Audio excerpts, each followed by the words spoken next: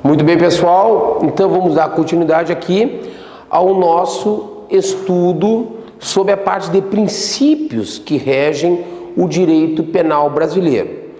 Na continuidade desse tema, nós passamos então para o chamado conflito aparente de normas. Em que consiste o conflito aparente de normas, o qual, diga-se, já foi objeto da prova do exame de ordem em sede de segunda fase. O que é o conflito aparente de normas? Pode ocorrer a situação da pessoa cometer um determinado fato criminoso e, simultaneamente, esse fato encaixar-se em mais de um tipo penal. No tipo penal A e, simultaneamente no tipo penal B. Mas por qual crime eu vou responder? Pelo crime A ou pelo crime B? Eu vou ter aqui um conflito aparente de normas penais. Neste caso, este conflito é resolvido por alguns princípios. Dentre eles, o princípio da consunção, o princípio da especialidade, o princípio da subsidiariedade e o princípio da alternatividade. Vamos ver um a um desses princípios. Muito bem? Então, o princípio, por exemplo, da consunção. Vamos começar aqui pelo princípio da consunção. Em que consiste o princípio da consunção? Também chamado, anote aí, princípio da absorção. É o seguinte, pode ocorrer a hipótese de uma pessoa cometer dois crimes no único contexto fático, sendo que um dos crimes que ela comete é um crime meio para chegar no outro que é crime fim. Quando isto ocorrer, ela não vai responder pelos dois crimes, somente pelo crime final. Ou seja, nós dizemos em direito penal que o crime fim absorve o crime meio. Exemplo, vamos supor que a polícia esteja investigando determinada pessoa por falsificação de moeda, ok? Vamos abrir o artigo 289 e o 291. 289 e o 291 do Código Penal. Se nós formos para o 289 do Código Penal, ele assim dispõe: crime de moeda falsa. É crime de moeda falsa falsificar, fabricando ou alterando moeda metálica ou papel moeda de curso legal no país ou no estrangeiro. Já o 291 é o crime de petrechos para a falsificação de moeda. É crime fabricar, adquirir, fornecer, a título oneroso ou a título gratuito, possuir ou guardar maquinismo, aparelho, instrumento ou qualquer objeto, especialmente destinado à falsificação de moeda, que a pena é de 2 a 6 anos.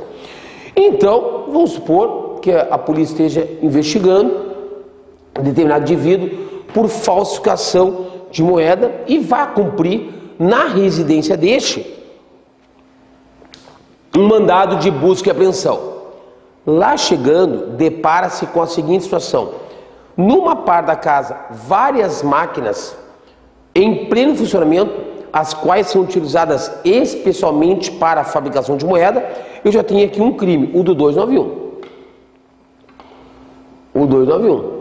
Petrecho para a falsificação de moeda, cuja pena é de 2 a 6 anos. Tá? 2 a 6. Em outra parte da casa, a polícia encontra várias cédulas de R$100 falsificadas. Aí é outro crime, 289. Falsificar moeda é outro crime. Falsificar moeda, 289, cuja pena é de 3 a 12, né? 3 a 12, maravilha. Neste caso, eu te pergunto, o indivíduo deve responder somente pelo crime de petrecho para falsificação de moeda ou somente pelo crime de moeda falsa, ou por ambos? Em face do princípio da consunção, também chamado princípio da absorção, o agente, nesse caso, o autor, o sujeito ativo, vai responder tão somente pelo crime de moeda falsa, o qual absorverá o crime de petrecho para falsificação de moeda, o 291. Por quê? Porque neste caso, o crime de petrecho para falsificação de moeda é um crime e meio para o indivíduo chegar no crime de moeda falsa, o qual é um crime fim.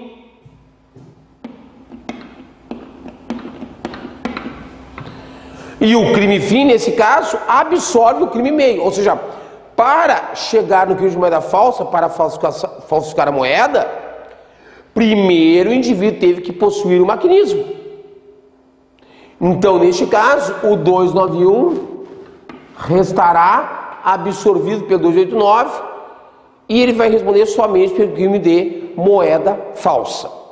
Sobre o princípio da consunção, pode ser cobrado do colega ou da colega a súmula 17 do STJ.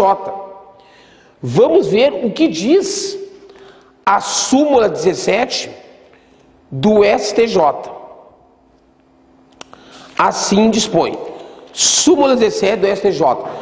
Quando o falso se exaure no estelionato, sem mais potencialidade lesiva, é por este absorvido. O que o STJ quer dizer com essa súmula?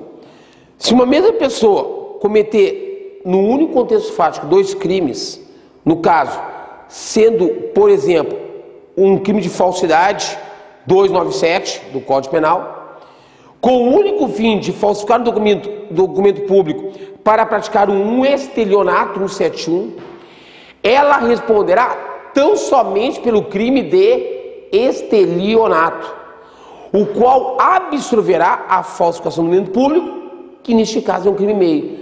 Manjo Herbert, o 297 que tu estás dando exemplo, a pena dele é maior do que a do 171. Tudo bem, mas a matéria está sumulada e é a aplicação desse princípio. Quando a pessoa comete dois crimes, sendo que um é crime meio para chegar no outro que é crime fim, ela responderá tão somente pelo crime fim, o qual absorverá o crime meio. Ok? Muito bem. Dando continuidade.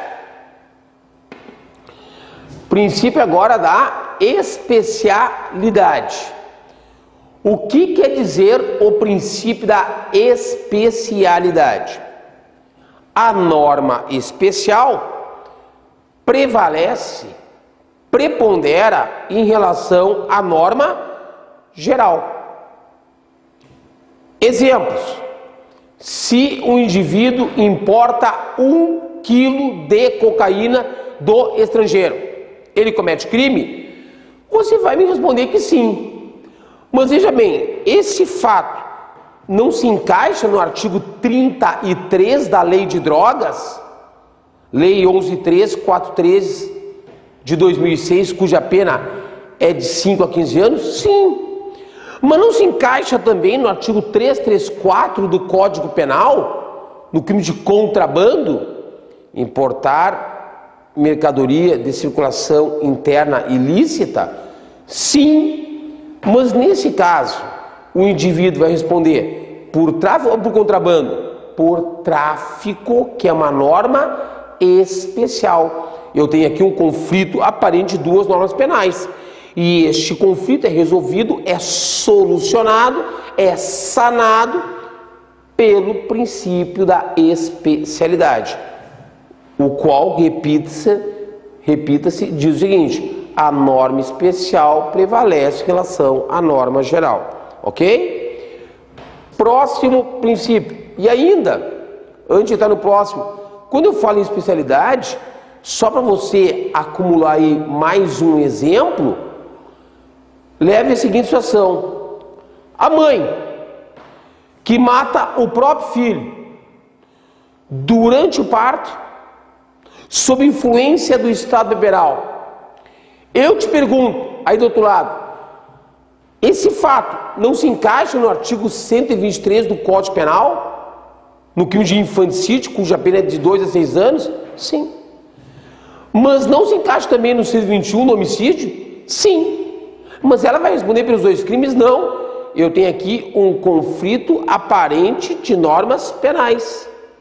E ela vai responder tão somente pelo crime de infanticídio, em face do princípio da especialidade, né? Ou seja, o infanticídio é uma norma especial em relação ao homicídio, que é uma norma geral.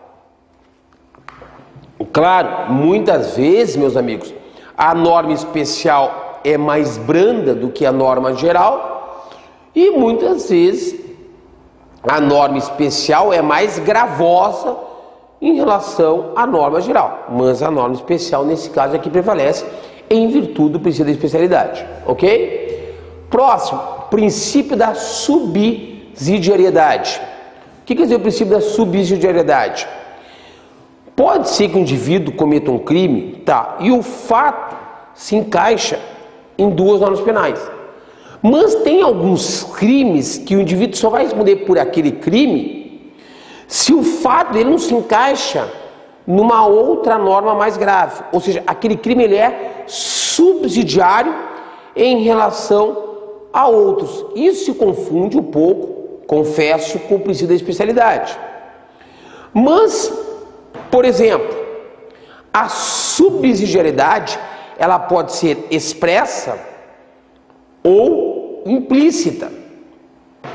O que é uma subsidiariedade expressa? Peguem o crime do artigo 314 do Código Penal Brasileiro e o mesmo raciocínio para o artigo 325 do Código Penal Brasileiro. Se nós pegarmos esses delitos, vamos pegar o 314, que diz assim, ó, e o mesmo raciocínio lá para o 325. É crime extravio, sonegação ou inutilização de livro ou documento. É crime extraviar livro oficial ou qualquer documento de que tenha guarda em razão do cargo. Sonegá-lo ou inutilizá-lo total ou parcialmente. Isso é um crime funcional, né? Cometido por um funcionário público. Pena, reclusão de 1 a 4 anos. Olhem bem, se o fato não constitui um crime mais grave. Isso aqui eu denomino, se tu